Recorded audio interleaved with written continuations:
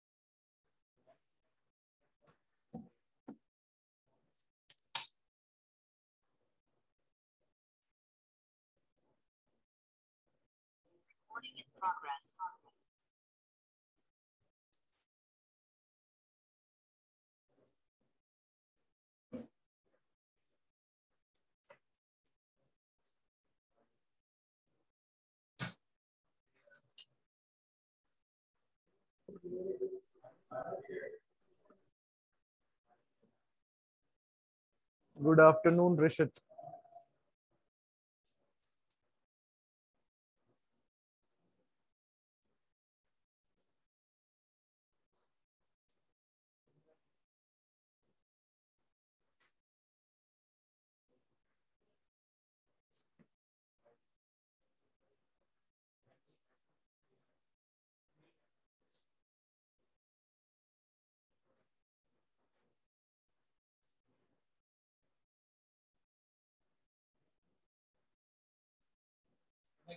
आ जाओ आ जाओ।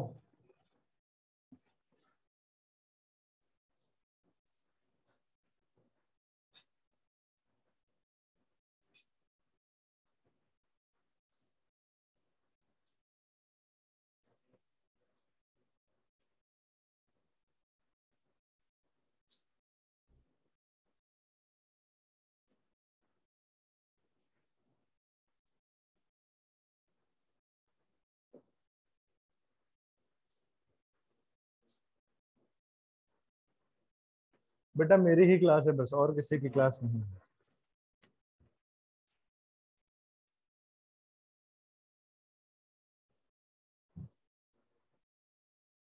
ईशानी, देव, प्रीति, ऋषित, ऋतिक, तनिष्क। एब्सेंट कौन कौन है? महिमन है, रिया नहीं आई? आएगी।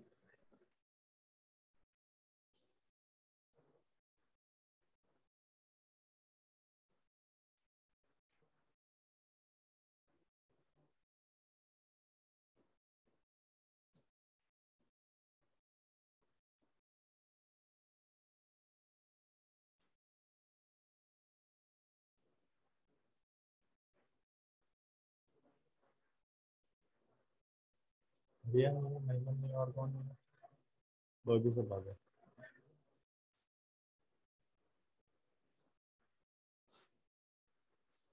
ठीक है।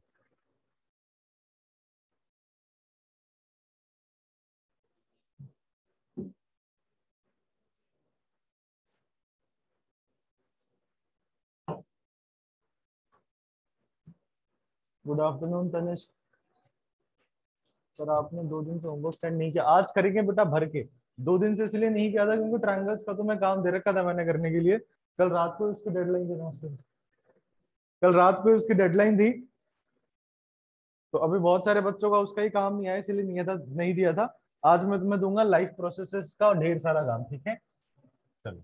और आज हम ये कोशिश करेंगे कि लाइफ प्रोसेसेस में 4 पार्ट्स हैं, न्यूट्रिशन, रेस्पिरेशन, ट्रांसपोर्टेशन और एक्सक्रीशन। तो इन चारों में से 2 तो आज हम निपटा दें, ठीक है? खत्म नहीं करेंगे, चैप्टरों को उड़ा देंगे बिल्कुल, है ना?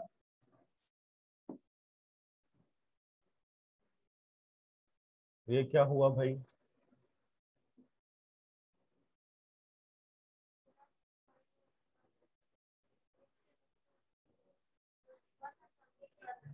क्या कह रही हो? 1 हटा दूं? उससे क्या होगा?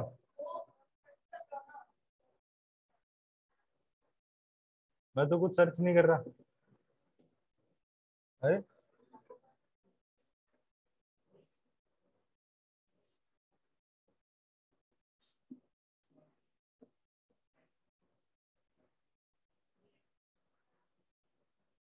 अभी भी नहीं आ रहा।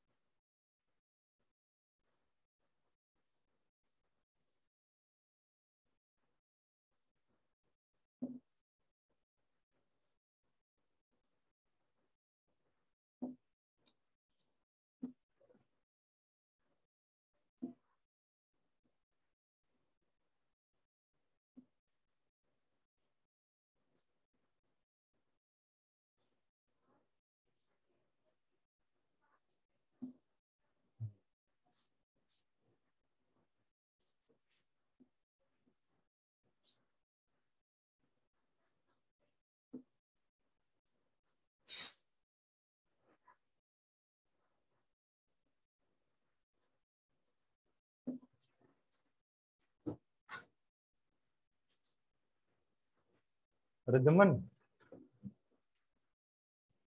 लेट कैसे हो गए बेटा? अरे कैसे लेट हो गए? एक सवाल दो बार क्यों पूछना पड़ता है? बोलो अब। अच्छा,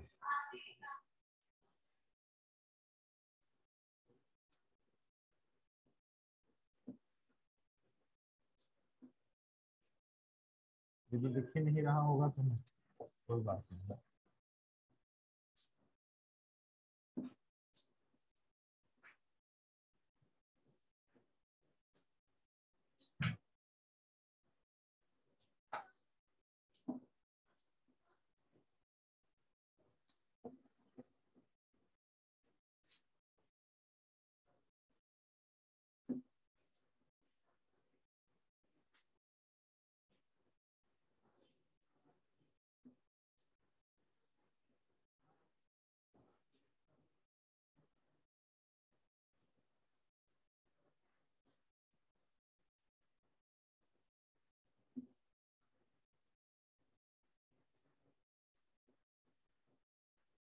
जो पुराने बच्चे हैं उनसे मेरी उम्मीदें थोड़ी ज्यादा है कि वो जवाब देंगे क्लास में, जिन्होंने ये चैप्टर पढ़ रखा है और स्कूल में भी हो रखा है शायद सबके। तो उम्मीद तो मैं सबसे कर सकता हूँ कि थोड़ा बहुत जवाब तुम दोगे, क्योंकि बहुत ही इंटरेस्टिंग, बहुत ही बढ़िया चैप्टर है ये। एक बार पढ़ लोगे तो जिंदगी भर याद रहेगा तुम्हें।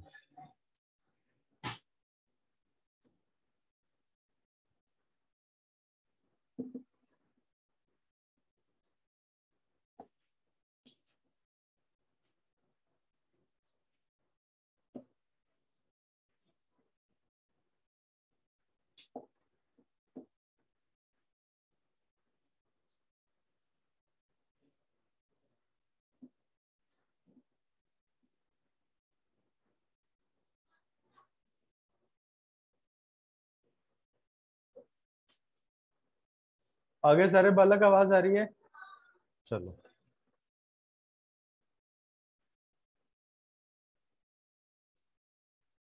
बेटा, ये सारे प्रोसेसेस तुम्हें क्यों जानने हैं?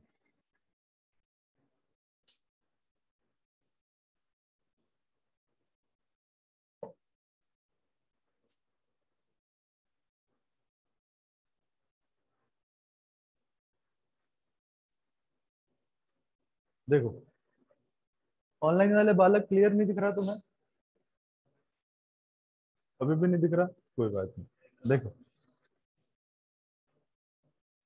बहुत इंटरेस्टिंग चैप्टर है, और इंटरेस्टिंग इसीलिए क्योंकि तुम अपने खुद के बारे में पढ़ोगे। तुम्हारे शरीर में जो जो चीजें हो रही हैं, क्यों हो रही है, और कैसे हो रही है, सारे रीजन तुम्हें पता चल जाएंगे आज की क्लास में। बहुत सारे ऐसे राज हैं जिसपे से पर्दा उठ जाएगा आज की क्लास में, ठीक है। बहुत सारी चीजें जो तुम्हें घर वाले कहते थे, जिसका रीजन तुम्हें नहीं पता होता था, आज वो रीजन पता चल जाएगा तुम्हें, ठीक है। तो इसीलिए मैं ये कहता हूँ कि 10th क्लास का सबसे सबसे इंटरेस्टिंग चैप्टर अगर कोई है तो वो ये है, क्योंकि इस चैप्टर में तुम तुम्हारे शरीर के बारे में ही पढ़ोगे। सब कुछ, हर एक चीज जो मैं बताऊंगा वो तुम्हारे बारे में ही होगा। तो ध्यान से पढ़ लेना, सिर्फ एग्जाम के पॉइंट ऑफ व्यू से तो इंपॉर्टेंट है ही, तुम्हारी डेली लाइफ से भी इंपॉर्टेंट है, ठीक है। ये पढ़ के भी तुम लोग खुद को थोड़ा थोड़ा डॉक्टर फील कर सकते हो। तुम थोड़ा थोड़ा समझ सकते हो कि तुम कोई भी काम करते हो तो क्यों करते हो, और जरूरत क्या होती है उस काम को करने की, ठीक है। चलो, देखो, चैप्टर का नाम है लाइफ प्रोसेस, तो यहाँ पर हम उन्हीं चीजों के बारे में पढ़ेंगे जिनके पास लाइफ है, ठीक है। तो हम कैसे डिसाइड करते हैं कोई भी चीज लिविंग है या नॉन लिविंग है? What is the basic difference between a living and a non living? बोलो सुमित। बहुत बढ़िया, अरे वाह, देख के बोला है। बताओ समर। मूवमेंट, बहुत बढ़िया। दोनों ही इसमें लिखा हुआ है। देखो, जो सबसे बेसिक डिफरेंस है, दैट इज ग्रोथ भी बोल सकते हो और मूवमेंट भी बोल सकते हो। साइंस की लैंग्वेज में ये दोनों एक ही कंसिडर कर सकते हैं, ठीक है। Growth is also a kind of movement. अगर देखो, प्लांट मूव नहीं करते, प्लांट एक ही जगह होते हैं, बट दे ग्रो, तो उसकी ग्रोथ को हम मूवमेंट कहते हैं, ठीक है। जब मैं तुम्हें कंट्रोल एंड कोऑर्डिनेशन चैप्टर पढ़ाऊंगा, वहां पर मैं तुम्हें ग्रोथ और मूवमेंट एक ही चीज कंसिडर करने के लिए कहूंगा। ग्रोथ हो रही है मतलब मूवमेंट हो रहा है, ग्रोथ हो रही है मतलब मूवमेंट हो रहा है। और मूवमेंट, जो तुम चलने को मूवमेंट समझते हो ना, that is not movement, that is translocation. अगर मैं यहाँ पे खड़ा हूं और मैं 2 कदम आगे चला गया, तो मैं मूव तो हुआ ही, साथ में मैं ट्रांसलोकेट भी हुआ, क्योंकि अपनी जगह जगह बदल ली थी मैंने। है ना, मैं यहाँ पे था और अब अपनी लोकेशन बदल ली, दैट इज ट्रांसलोकेशन। मूवमेंट का मतलब अगर मैं हाथ भी ला रहा हूँ ये भी एक मूवमेंट है, और अगर मेरे बाल ग्रो कर रहे हैं that is a kind of movement. Plants भी इस तरीके के मूवमेंट करते हैं। तो the basic difference between a living and a non living organism is कि लिविंग चीजें जो होती हैं वो ग्रो करती हैं, उनकी उनमें ग्रोथ होती है और वो मूव कर सकते हैं। ठीक है, अपने आप मूव कर सकते हैं। मूव तो गाड़ियां भी करती हैं, है ना, आजकल तो सेल्फ ड्रिवन कार भी आने लग गए जो खुद ही मूव करते हैं। ठीक है, लेकिन उनको मूव करवाने के लिए वहां पे मूव करने की और भी बहुत सारी चीजें उन्हें देनी पड़ती है, बट हम खुद से ही मूव कर सकते हैं। ठीक है, हमें किसी चीज की जरूरत नहीं। तो this is the basic difference between a living and non living thing, कि लिविंग के पास ग्रोथ और मूवमेंट ये दो चीजें वो करती हैं। ठीक है, चलो और भी बहुत सारे डिफरेंस बिटवीन होते हैं जो तुम एक एक करके कर सकते हो। जैसे कि लिविंग थिंग्स में मूवमेंट होती है। मूवमेंट का मतलब यहाँ पे बॉडी के मॉलिक्यूल्स का मूवमेंट। ठीक है, जरूरी नहीं है कि वो हिले डुले अपनी जगह से चेंज हो, अगर उनके बॉडी मॉलिक्यूल्स भी मूव कर रहे हैं, वो ग्रो भी कर रहे हैं, that is a kind of movement. ठीक है, लिविंग थिंग्स को न्यूट्रिशन की आवश्यकता पड़ती है। न्यूट्रिशन क्या होता है अभी मैं बताऊंगा, तुम्हें पता होगा लेकिन पूरी डेफिनेशन अच्छे से नहीं पता होगी। एक्सक्रीशन का मतलब कि अगर हम कुछ खाते हैं तो वो खाना कहाँ जाता है, किसके लिए खाते हैं। अगर हम कुछ खा रहे हैं तो वो किसके लिए खा रहे हैं? एनर्जी के लिए खा रहे हैं, लेकिन वो खाना जा किसके पास रहा है? हमारे बॉडी के सेल्स के पास जा रहा है। हम कुछ भी खुद के लिए नहीं खा रहे। जो भी काम हम कर रहे हैं, हम सांस ले रहे हैं, हम खाना खा रहे हैं, जो एक्सक्रीट हम कर रहे हैं वो सब कुछ सेल से रिलेटेड है। जो भी खाना हम खा रहे हैं, पानी पी रहे हैं, सांस ले रहे हैं, वो सब कहाँ जाता है? हमारे बॉडी के सेल्स के पास जाता है। वो खुद एक अलग ऑर्गेनिज्म है। हमारे बॉडी में जितने भी सेल है वो सब अलग अलग एक एक ऑर्गेनिज्म है। उनको फूड की आवश्यकता पड़ती है, इसीलिए हम खाना खाते हैं और वो खाना उनके पास पहुंच जाता है, उनका खाना हो जाता है। अब वो खाना खाएंगे तो कुछ एक्सक्रीट भी करेंगे, तो वो फिर हम एज अ होल एक्सक्रीट करते हैं। That is a method of excretion. हमारे बॉडी का जो भी वेस्ट प्रोडक्ट है उसको रिमूव करने के प्रोसेस को एक्सक्रीशन कहते हैं। Next next is growth. Living चीजें ही ग्रो कर सकती हैं, नॉन लिविंग चीजें ग्रो नहीं कर सकती। रेस्पिरेशन, रेस्पिरेशन क्या होता है डिटेल में बताऊंगा। Respiration is not breathing. बहुत सारे बच्चे रेस्पिरेशन को ब्रीदिंग समझते हैं, सांस लेना समझते हैं। ऐसा नहीं है, ऐसा समझोगे तो ये पाप है। रेस्पिरेशन एक बहुत बड़ा टॉपिक है जिसका एक छोटा सा हिस्सा ब्रीदिंग कहलाता है। रेस्पिरेशन में बहुत सारी चीजें होती हैं, एक छोटी सी चीज होती है जिसे हम ब्रीदिंग कहते हैं। जब मैं एक्सप्लेन करूंगा तो सारी चीजें बता दूंगा, अभी बस नाम सुनते जाओ। Next is reproduction. लिविंग चीजें रिप्रोड्यूस कर सकती हैं, 2 से 4, 4 से 8 हो सकती हैं। नॉन लिविंग चीजें रिप्रोड्यूस नहीं कर सकती। Next is sensitivity. लिविंग चीजें जो है वो सेंस कर सकती हैं, नॉन लिविंग चीजें सेंस नहीं कर सकती। तुम बोलोगे सर फायर सेंसर भी तो आते हैं, है ना, लाइट सेंसर भी आते हैं, तुम्हारे फोन में ही होगा। तुम्हारे फोन में कैमरे के बगल में जो छोटी सी जगह होती है ना, ये जो छोटी सी जगह होती है कैमरे के बगल में, ये क्या है? ये लाइट सेंसर ही तो है। जैसे ही कोई फोन आता है, तुम फोन को उठा के यहाँ पे रखते हो, लाइट ऑफ हो जाती है स्क्रीन की, हो जाती है ना जी, क्यों? क्योंकि ये लाइट सेंसर है। जैसे ही तुम कान के पास मत रखो, कोई फोन आ रहा है, फोन उठाने के बाद यहाँ पे अंगूठा रख दो, देखो स्क्रीन अपने आप बंद हो जाएगी। है ना, एक मोड भी होता है फोन में जिसे हम कहते हैं, आ जाओ, लेट कैसे हो गई भाई? क्या मैथ्स की भी क्लास जाती हो अलग से? स्कूल की? संडे, संडे को? अच्छा, बहुत बढ़िया। नए सर आएंगे स्कूल में? प्रशांत सर ले रहे हैं क्लास? फिर मनीषा मैम? ठीक है। तो जो सेंसिटिविटी होती है वो नॉन लिविंग चीजें भी कर सकती हैं, लेकिन वो इनमें से सिर्फ एक काम कर रही है। लिविंग थिंग हम उनको कहेंगे जो ये सारे काम करते हो। अगर कोई ऑर्गेनिज्म ये सारे काम कर रहा है तो ही हम उसको लिविंग कहेंगे, अदरवाइज वो नॉन लिविंग कहलाएगा। अगर उनमें से कोई एक काम भी ये नहीं कर रहा, इसका मतलब वो एक नॉन लिविंग थिंग है। ठीक है, अगर हम उसे लिविंग कह रहे हैं तो इसका मतलब ये सारी चीजें उसको करनी पड़ेंगी और वो करते भी हैं। ठीक है, अच्छा मुझे कोई बता सकता है ओरिजिन ऑफ लाइफ, लाइफ की शुरुआत कब हुई थी और कैसे हुई थी? कब हुई थी वो तो छोड़ दो, कैसे हुई थी ये बता दो बस। बहुत बढ़िया ऋषित है। क्या बताओ, कुछ गैस लगाओ, भगवान ने बनाया था या कोई एक आ गए थे अचानक से फिर उसके बाद रिप्रोड्यूस होने लग गए? पहले मुर्गी आया था या पहले अंडा आया था? बहुत सारे सवाल होंगे तुम्हारे दिमाग में। सेल्स बने थे। सेल्स कैसे बने?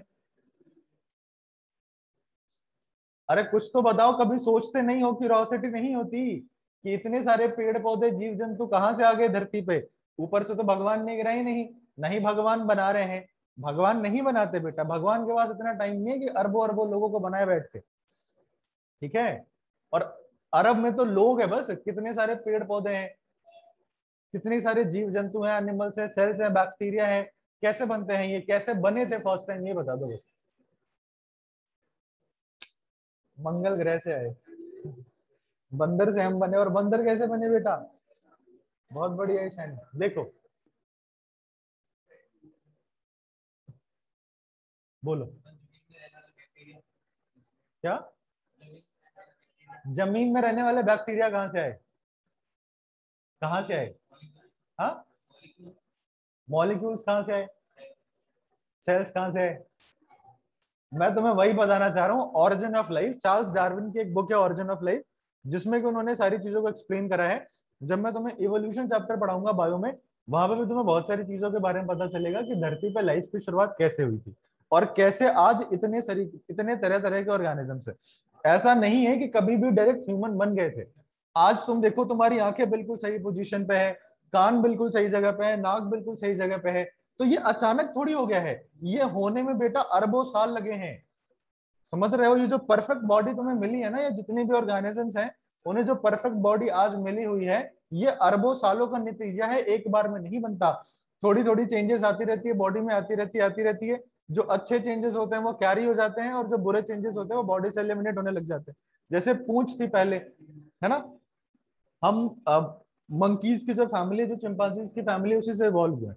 तो पहले टेल भी थे, लेकिन टेल की हमारी बॉडी में कोई काम नहीं था, तो वो धीरे धीरे रिमूव होने लग गया। ठीक है? बहुत सारे हेयर्स होते थे हमारी बॉडी पे, उनका कोई काम नहीं था, इसीलिए वो हमारी बॉडी से रिमूव हो गया।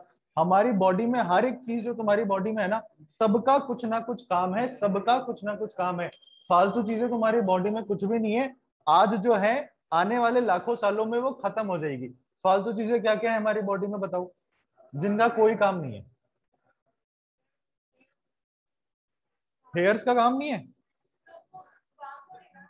हेयर्स का काम है, लेकिन जो हमारे रोंगटे खड़े हो जाते हैं ना, उसके लिए एक फाइबर रिस्पॉन्सिबल है, वो हमारे काम के नहीं है।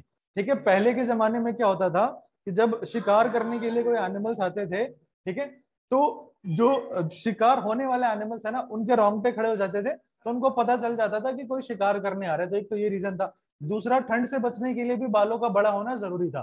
तो पहले इसलिए बड़े बड़े बाल होते थे और रोंगटे खड़े होते थे। अब ऐसी किसी चीज की जरूरत नहीं है ह्यूमंस को। तो आने वाले टाइम में, 1000 साल लाख साल बाद हो सकता है लोगों के रोंगटे खड़े होने बंद हो जाए। तो पहले ये वेस्ट चीज है तुम्हारी बॉडी में। और क्या वेस्ट चीज है बताओ? जब तुम अपने इस फिंगर को इससे टच करोगे ना, तो तुम्हें देखोगे यहाँ पे एक बोन दिखाई दे रही होगी तुम्हें। ये जो बोन है ना, ये पहले काम आती थी पेड़ों पे चढ़ने के लिए। अगर आप पेड़ पे चढ़ रहे हो, किसी हाइट पे चढ़ रहे हो, तो आपको अच्छी ग्रिप चाहिए होती थी, और ये वाली जो चीज है ना, ये बहुत मजबूत होनी चाहिए थी, इसीलिए ये वाली बोन बनी हुई थी। ठीक है? लेकिन अब कोई पेड़ पे नहीं चढ़ता। किसी इंसान को देखा है फालतू ही पेड़ पे चढ़ते हुए? नहीं ना। अनटिल अनलेस कि वो कुछ अपने मतलब अलग ही काम के लिए हो, वैसे जनरली कोई नहीं चढ़ता। तो इसका कुछ काम है, नहीं है। तो अभी भी बहुत सारे, जितने भी अरबों लोग हैं दुनिया में, बहुत सारे लोग ऐसे हैं जिनके जिनकी ये वाली हड्डी नहीं है, मतलब ये वाला पार्ट इतना स्ट्रांग नहीं है। ये क्या है? ये इवोल्यूशन है, आने वाले समय में किसी का नहीं रहेगा। ये एक ऐसी चीज है जिसका आज के टाइम में कोई काम नहीं है, तो आने वाले फ्यूचर में ये चीज हट जाएगी। मैं तुम्हें यही समझाना चाह रहा हूँ। आज तुम्हारी बॉडी में जितनी भी चीजें, ये सब इवोल्यूशन से मिला है तुम्हें, कुछ भी अचानक से नहीं मिला है। लाइफ की शुरुआत कैसे हुई थी मैं बता देता हूँ, फिर हम चैप्टर पे आते हैं। जितने भी स्पेस में तारे हैं, प्लैनेट्स हैं, सन है, स्टार्स हैं, सब कुछ है ना, एक होल मास था। और एक बिग बैंग थ्योरी 2012 में तुमने सुना होगा, दुनिया खत्म होने वाली है।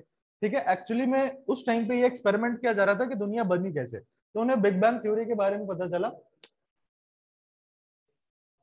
कोई बात, मेरे से रहने दो। हाँ, अपेंडिक्स भी वेस्ट है हमारी बॉडी का। ईयर लोब, ये भी वेस्ट पार्ट है हमारी बॉडी का। तो बिग बैंग थ्योरी में ये पता चला कि जितने भी प्लैनेट्स हैं, जितने भी स्टार्स हैं स्पेस में, वो सब कुछ एक ही हिस्सा था, है ना? वो सारी चीजें एक ही थी। एक बिग बैंग हुआ जिसके बाद सबके अलग अलग टुकड़े हो गए और हर एक चीज आग का गोला थी।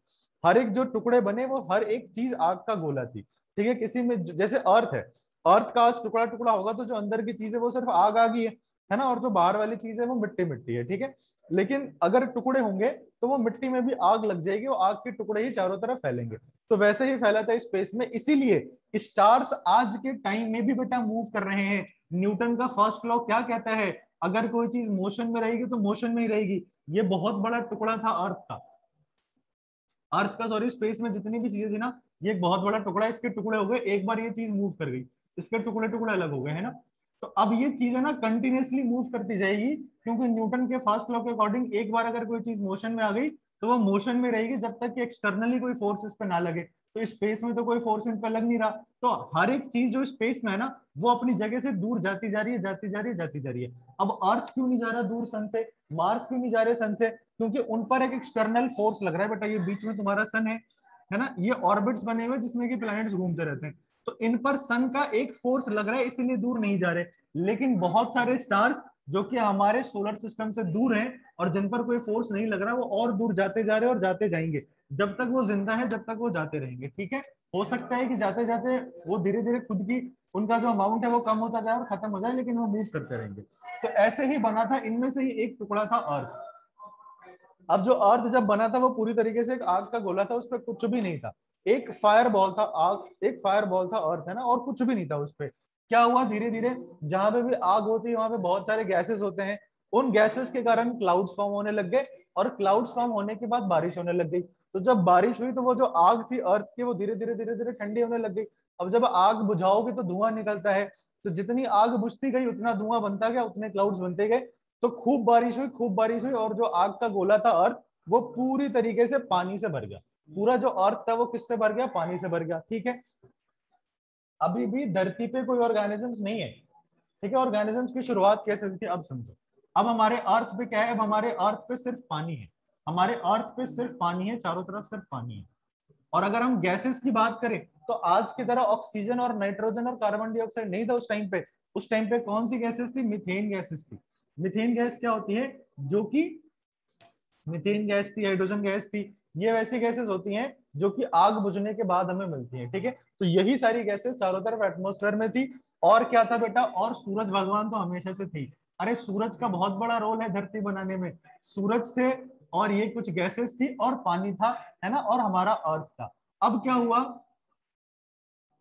अब एक साइंटिस्ट है, मुझे उनका नाम याद नहीं आ रहा, एल से उनका नाम है, उन्होंने क्या करा, ऐसा ही एक एनवायरनमेंट अपने लैब में तैयार करा।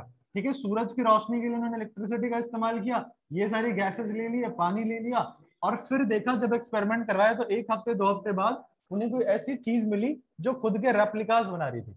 रेप्लिकास मतलब खुद की कॉपी बना रही थी। तो ऐसे एनवायरनमेंट में क्या हुआ था, पानी के अंदर कुछ ऐसे मॉलिक्यूल्स बनने लग गए थे जो खुद के रेप्लिका बना रहे थे, खुद की कॉपीज बना रही थी। फिर वो धीरे धीरे धीरे धीरे इवॉल्व हुए तो कुछ छोटे मोटे बैक्टीरिया बने। फिर वो धीरे धीरे इवॉल्व हुए तो थोड़े छोटे छोटे कीड़े बनने लग गए।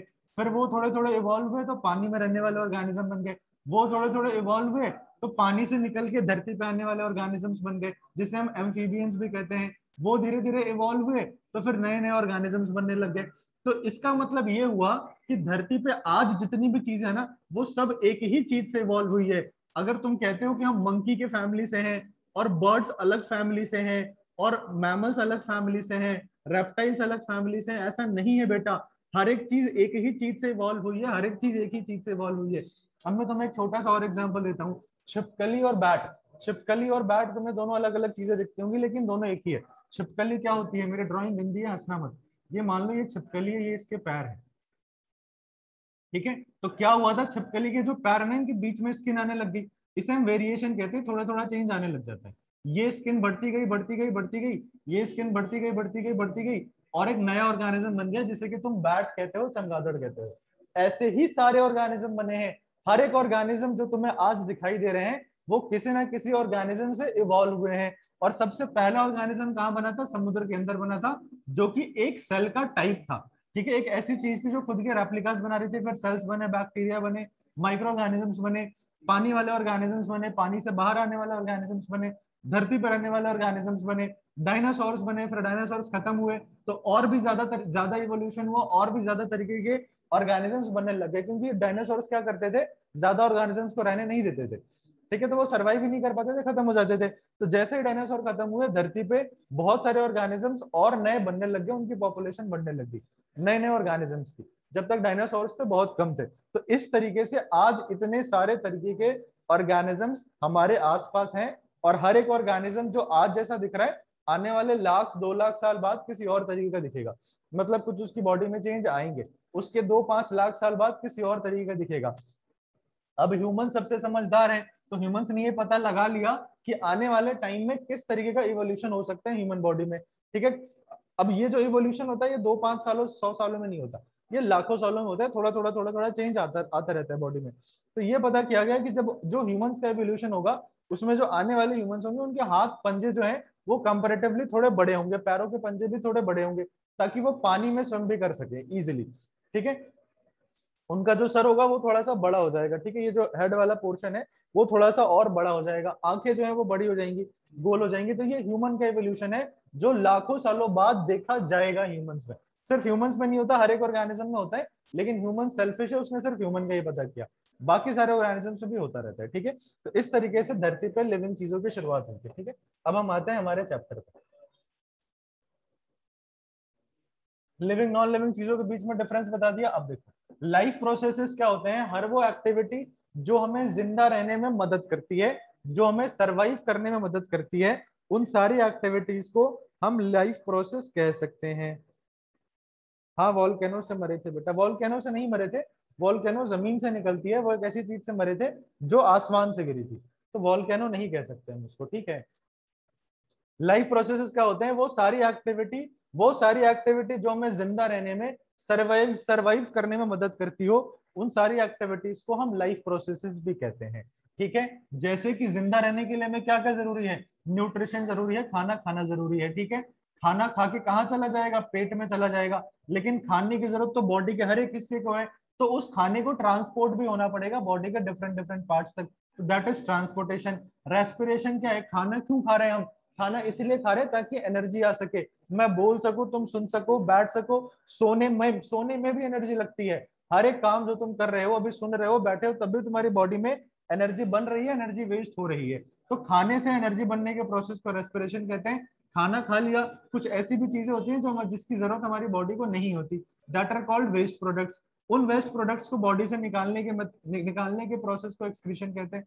सिंथेसाइज क्या होता है, आप खा रहे हो रोटी, लेकिन आपकी बॉडी को चाहिए प्रोटीन, कार्बोहाइड्रेट्स, विटामिन, मिनरल्स, तो उस रोटी में जो काम की चीज है ना, वो सिंथेसाइज हो जाती है दूसरे फॉर्म में, ताकि हमारी बॉडी उसको यूटिलाइज कर सके, दैट इज सिंथेसिस। ग्रोथ क्या होती है, अगर आप, हर एक पार्ट जो हमारी बॉडी में वो ग्रो होता है, ठीक है, एक लिमिट तक तो होता ही होता है, हर एक पार्ट हमारी बॉडी का ग्रो होता है, ठीक है। वो इसीलिए होते हैं क्योंकि सेल्स खाना खाएंगे, रिप्रोड्यूस करेंगे, 2 से 4 होंगे, 4 से 8 होंगे, 8 से 16 होंगे, तो ग्रोथ भी होगी ही होगी। कुछ चीजों की ग्रोथ पूरी लाइफ टाइम होती है, जैसे हमारे बाल है, हमारे नाखून है, और कुछ चीजों की ग्रोथ एक लिमिटेड टाइम तक होती है, जैसे कि हमारी हड्डियों की जो ग्रोथ है, हमारे मसल्स की जो ग्रोथ है, वो एक लिमिटेड पीरियड टाइम तक होती है। रेगुलेशन का मतलब, हम एक ऐसी जगह पे रहते हैं, अर्थ पे रहते हैं, जिसका temperature time to time change होता रहता है, सर्दियों में कम हो जाता है, गर्मियों में बढ़ जाता है, बहुत बार ऐसा होता है कि टेम्परेचर चेंज होता रहता है। अगर हम कश्मीर में भी जाकर रहना चाहें, हम रह सकते हैं, हम अफ्रीका में भी जाके रहना चाहें, हम रह सकते हैं। इसलिए कर सकते हैं हम, क्योंकि हमारी बॉडी रेगुलेट कर रही है एटमोस्फेयर की चीजों के अकॉर्डिंग। ऐसा सारे एनिमल्स नहीं करते। अगर तुम अफ्रीका के एनिमल को इंडिया में लाके रखोगे, वो मर जाएगा, कश्मीर के एनिमल को राजस्थान में लाके रखोगे, वो मर जाएगा, क्योंकि उनकी बॉडी इतने अच्छे से रेगुलेट नहीं कर पा रही। लेकिन कुछ लिविंग ऑर्गेनिजम्स ऐसे हैं जो एटमोस्फेयर के अकॉर्डिंग अपने बॉडी टेम्परेचर को रेगुलेट कर सकते हैं। तुम्हें बुखार क्यों आता है, बुखार क्यों आता है तुम्हें, बॉडी गर्म क्यों होती है तुम्हारी, जब भी तुम्हारी तबीयत खराब होती है तो, है मेंटेन करने के लिए। तो टेम्परेचर बढ़ा के टेम्परेचर कैसे मेंटेन होगा हर्ष, है, तो बाहर तो एटमोस्फेयर का टेम्परेचर वही है ना, हम क्यों गर्म हो जाते हैं, बताओ सुमित। देखो, बहुत सारे रीजन हो सकते हैं तो हमारी बॉडी के गर्म होने के, जो मेन रीजन है वो मैं तुम्हें बताना चाहता हूँ। जैसे ही मान लो आपको जैसे मान लो कोरोना का एग्जांपल लेते हैं, ठीक है। किसी को कोविड हो गया तो उसको बुखार हो जाता है।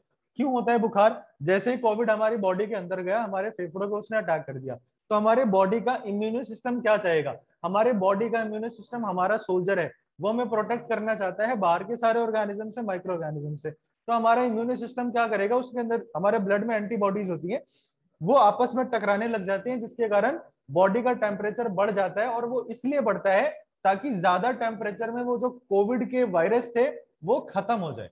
समझ रहे हो? बॉडी का टेम्परेचर अगर ज्यादा हो जाएगा, अगर मान लो पानी में बैक्टीरिया है, तुम्हें बैक्टीरिया को मारना है, तुम क्या करते हो? पानी को बॉईल कर देते हो, बैक्टीरिया मर जाते हैं। क्यों? क्योंकि उतने टेम्परेचर पे वो सर्वाइव नहीं कर पाएंगे। तो हमारा इम्यून सिस्टम भी यही कोशिश करता है कि बॉडी के टेम्परेचर को बढ़ा दे, ताकि जो भी फालतू के वायरस हमारे बॉडी में बैक्टीरिया घुसे हुए हैं वो खत्म हो जाए। इसीलिए किसी भी बीमारी का पहला सिम्टम बुखार ही होता है। क्यों? जो भी चीज तुम्हारे अंदर गई हुई है, इम्यून सिस्टम चाहता है कि बॉडी के टेम्परेचर को बढ़ा करके, गर्म करके उन वायरसेस, बैक्टीरिया, माइक्रो ऑर्गेनिजम्स को मार दिया जाए। ये एक रीजन है, और भी बहुत सारे रीजन हो सकते हैं, सब मैं तुम्हें नहीं बताऊंगा। अगला इज रिप्रोडक्शन। तुम्हें पता ही होगा, एक ऐसा प्रोसेस जिसमें कि ऑर्गेनिजम्स अपने जैसी ही स्पीसीज रिप्रोड्यूस करते हैं, ठीक है। इसका एक पूरा चैप्टर है जो मैं तुम्हें करवाऊंगा, है ना। चलो आगे बढ़ते हैं। लाइफ प्रोसेसेस क्या होते हैं मैंने बता दिया, डेफिनेशन में भेज दूंगा, ऑनलाइन वाले वाले नहीं दिख रहा तो कोई बात नहीं है, कुछ काम की चीज नहीं है, जहां पे दिखाने वाली चीजों को मैं दिखा दूंगा लाइट ऑफ करके, ठीक है। लाइफ प्रोसेस मैंने बता दी, वो सारी एक्टिविटीज जो हमें जिंदा रहने में, सरवाइव करने में मदद करती हैं, उन सारी एक्टिविटीज को हम लाइफ प्रोसेसेस कहते हैं। जिसमें से सबसे पहला है न्यूट्रिशन। न्यूट्रिशन क्या होता है? रेज योर हैंड अगर किसी को डेफिनेशन पता है तो, अपनी लैंग्वेज में भी बोल सकते हो। और कोई? या सेम सेम है? और कोई कुछ बोलना चाहेगा? अरे कैसे कैसे बालक हो, न्यूट्रिशन भी नहीं पता तुम्हें? अंजलि, न्यूट्रिशन नहीं पता? खाना खाना तो बोल ही सकते हो। हाँ बोलो।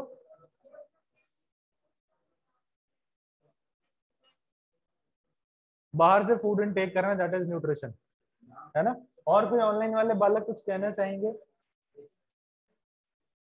मंकी हमारे एंसेस्टर है बेटा, लेकिन उनके भी एंसेस्टर कोई है और उनके भी एंसेस्टर कोई है। टेकिंग ऑफ फूड, टेकिंग, बहुत बढ़िया ऋषित, बहुत बढ़िया है शैनी। प्रीति बेटा, मेकिंग ऑफ एनर्जी रेस्पिरेशन में आ जाता है, न्यूट्रिशन में नहीं आता। देखो, अगर तुम कह रहे हो सिर्फ इन टेकिंग ऑफ फूड, है ना, तो ये न्यूट्रिशन की डेफिनेशन नहीं है। क्योंकि अगर तुम फूड इनटेक करने की बात करते हो और अगर किसी बच्चे ने पेपर खा लिया, तो वो न्यूट्रिशन हुआ क्या? हुआ क्या न्यूट्रिशन? नहीं ना। अगर कोई घास फूस खा रहा है, वो न्यूट्रिशन है क्या? नहीं है।